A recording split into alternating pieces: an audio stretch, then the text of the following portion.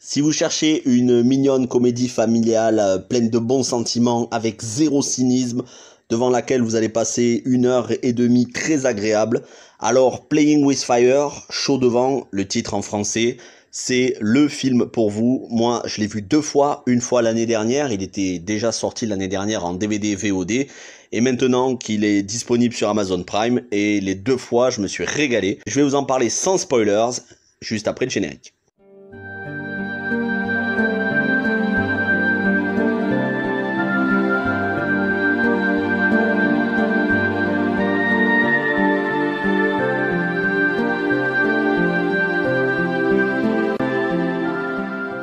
Chaud devant, c'est déjà un casting excellent. John Cena, avec tout le talent qu'on lui connaît, et c'est pas parce que j'ai pas aimé The Suicide Squad avec James Gunn que ça remet en question le talent de John Cena. Je trouve que c'est un très bon acteur qui a énormément de second degré et d'autodérision. Mais on a aussi John Leguizamo. John Leguizamo, je vous le présente plus. Franchement, c'est un acteur, moi j'adore le talent de John Leguizamo. J'ai vu quasiment tous les films où il a joué, que ce soit les comédies ou des films plus sérieux. Bien évidemment, John Leguizamo, c'est le rôle du clown violator dans Spawn.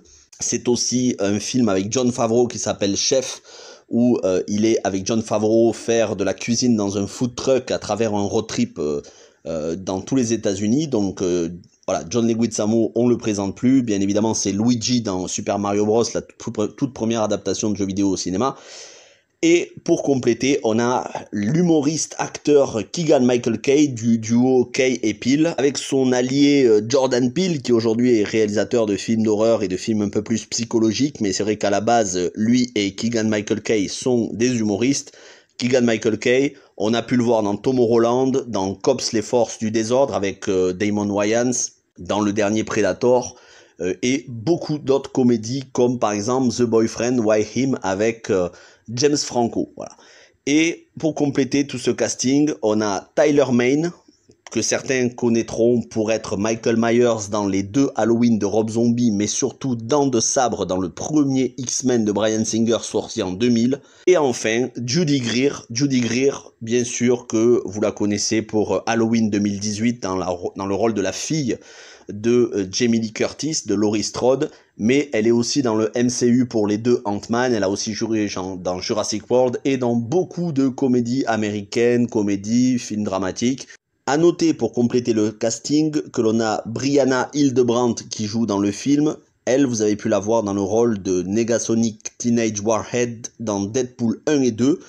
Elle était, c'était la jeune fille badass un petit peu masculine qui là a un rôle totalement différent, qui est vraiment très attachante. Et enfin, pour compléter le casting, Dennis Haysbert. Normalement, je ne vous le présente plus, mais bon, pour ceux qui connaissent pas, c'est quand même le président Palmer dans 24 heures chrono, ainsi que le rôle principal de la série The Unit. Et le sujet, eh bien, on y suit une équipe de smoke jumpers, c'est des variants des pompiers. Ils éteignent pas le feu, eux, ils vont à travers les flammes pour récupérer des personnes. Donc, de smoke jumper, ils sautent à travers la fumée et les flammes en hélicoptère. Donc, c'est une brigade spécialisée aux États-Unis, donc il y a à peine quelques centaines de casernes dans tous les États-Unis. Et John Cena, donc, est chef de cette brigade. Pour lui, le plus important, c'est d'être fier de l'héritage que son père lui a laissé, qui était lui aussi donc ce smoke jumper, ces pompiers de l'extrême. Pour lui, pour John Cena, qui a grandi en caserne, rien n'est plus important que l'ordre et l'héroïsme.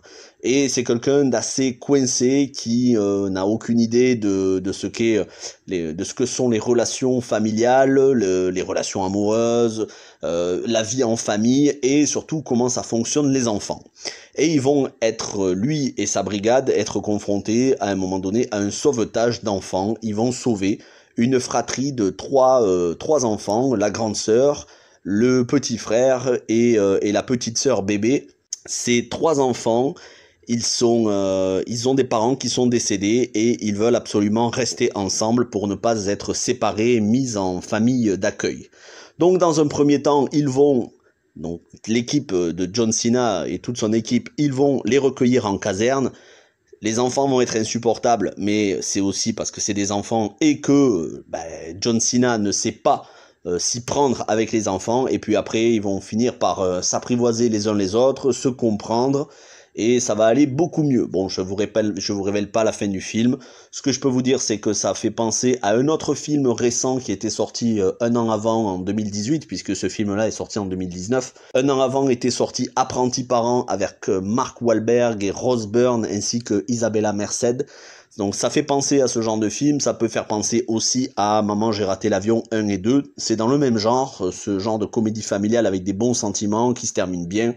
Il y a beaucoup d'humour. Le gros point positif, c'est que on peut compter sur l'autodérision de John Cena. Mais attention, quand je dis l'autodérision, c'est pas une parodie non plus. C'est un film où John Cena est sérieux à certains moments, mais voilà, on sent que il se régale de faire ce genre de personne, de personnage qui à l'extérieur est froid, efficace, mais à l'intérieur est un nounours. Et puis énormément, on peut compter sur le talent de John Leguizamo et Keegan-Michael Kay pour sans arrêt faire des facéties, des grimaces, des blagues, des situations toutes plus délirantes les unes que les autres. C'est vraiment un film qui repose sur l'humour. Moi, j'adore l'humour américain. J'aime aussi les films comme celui-ci qui sont dénués de cynisme et dénués d'humour noir. Ici, vous trouverez pas de sous-entendus graveleux, vous trouverez pas de vulgarité ni de gros mots, rien. Voilà, c'est vraiment un film 100% tout public pour les enfants. Ça fait du bien aussi d'avoir ce genre de film. On peut pas tout le temps avoir des films où on fait des blagues en dessous de la ceinture. C'est bien aussi d'avoir ce genre de film tout public, familial. Après, certains n'aimeront pas. Je sais que quand le film était sorti l'année dernière, il avait eu des mauvaises critiques sur les réseaux sociaux. Bon, en même temps, les réseaux sociaux, faut pas vraiment prendre au sérieux ce qu'il y a sur les réseaux sociaux. C'est pas un avis sérieux. En général, les gens sur les réseaux sociaux qui s'attaquent à ce genre de film, ils sont pas là pour développer des arguments, mais uniquement pour cracher leur haine. C'est pareil pour les comédies françaises. Donc moi, je vous conseille pas de regarder ce que disent les réseaux sociaux sur ce film, mais tout simplement de vous faire votre propre avis sur le film. Regardez-le, bien évidemment que si c'est pas le genre de comédie ou le genre de film qui vous plaît, bon, c'est sûr que ne le regardez pas, mais moi, je vous conseille de vous faire votre propre avis. Si vous voulez passer un bon moment, sans prise de tête, avec un bêtisier à la fin qui est très amusant. C'est un bon film familial. Moi, j'aurais dit que c'était un film de Noël, mais ça peut se regarder n'importe quand. En tout cas, Playing with Fire, Chaud devant en français, disponible maintenant sur Amazon Prime. Je vous le conseille chaudement. C'est pas pour faire un jeu de mots, mais vraiment, je vous le conseille. J'ai passé un très bon moment. Je l'ai vu 2 fois et je me le regarderai très probablement une 3e fois.